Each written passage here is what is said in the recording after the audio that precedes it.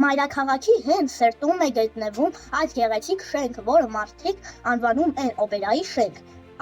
Այն արդեն 92 տարի է ավելի գեղեցիկ է դառնում Երևանը։ Պատկերացնել Երևանը առանց այս շենքի անհնար է։ Շենքի հեղինակը Ալեքսանդր Թամանյանն է։ Շենքի տեսքը պատկերելիս նա ոգեշնչվել է Զվարթնոց տաճարի ճարտարապետությամբ։ Շենքի սյուներից և ոչ մեկը չի կրկնվում, բոլորը տարբեր են։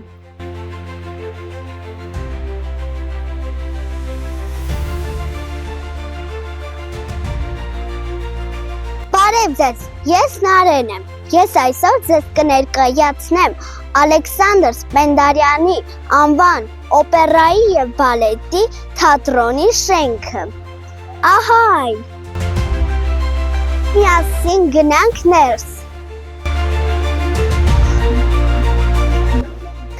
Այն էներգետիկան, որ փոխանցում է մեզ այս շենքը, աննկարագրելի է։ Այս շենքի ներսում օպերայի և բալետի ներկայացումներ են պատրաստվում և ցուցադրվում։ Եկեք միասին զբոսնենք այս թատրոնում։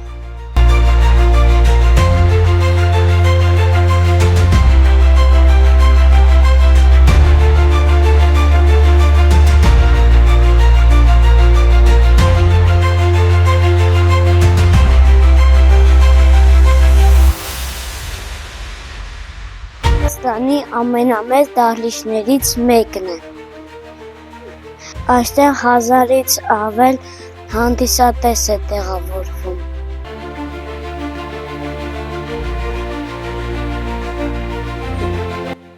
Իսկ սա Հայաստանի ամենամեծ թատերական բեմն է։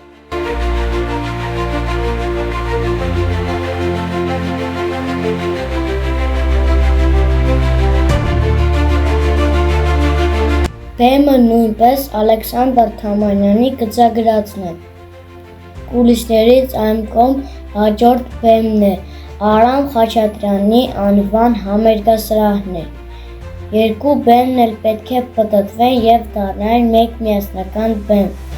բայց ցավոք դա չիրականացվեց։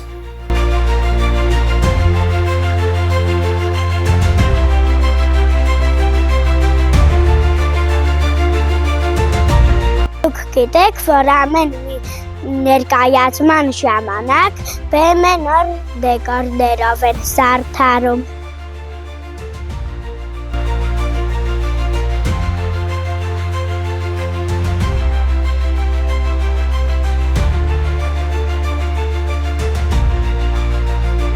Այսպես մենք գնում ենք նվագախմբի փոսի հատվածը։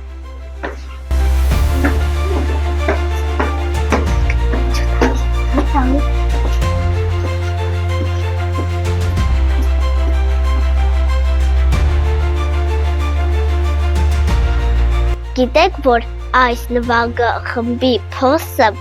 շարժական է, այն բարձրանում է և հավասարվում բեմին։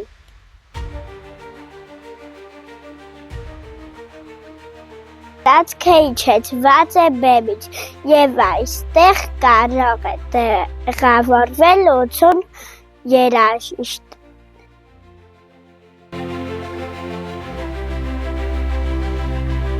Ողը չի տեսնում երաժիշտներին, բայց լսում է նրանց։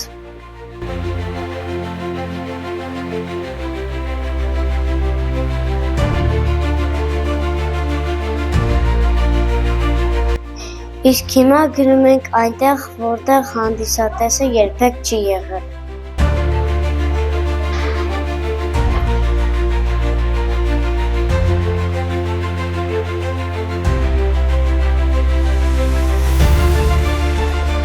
Այստեղ են գտնվում արտիստների զգեստները։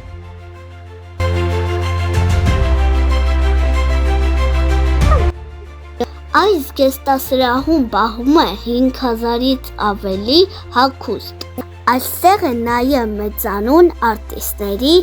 Էլադա Չախոյանի, Գոհար Գասպարյանի վեմական հագուստները,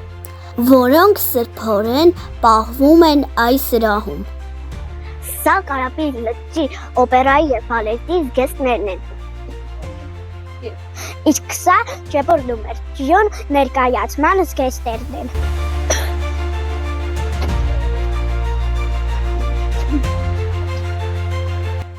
Իսկ դուք գիտեք, թե ինչպես է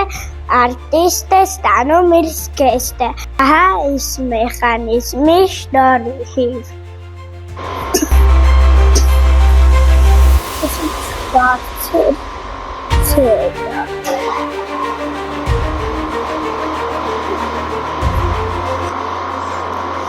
Ահա այստեղից էլ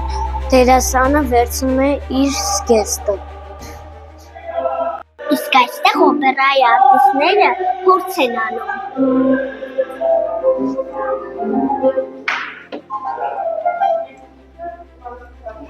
Տրոնի բակում, Ազատության հրապարակում Հովհաննես Թումանյանի և Ալեքսանդր Սպենդիարյանի արձաններն են։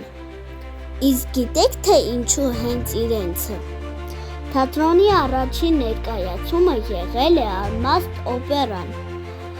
որի սցենարի տեքստը վերցվել է Հովհաննես Թումանյանի «Թմկաբերդի առումը» պիեսից։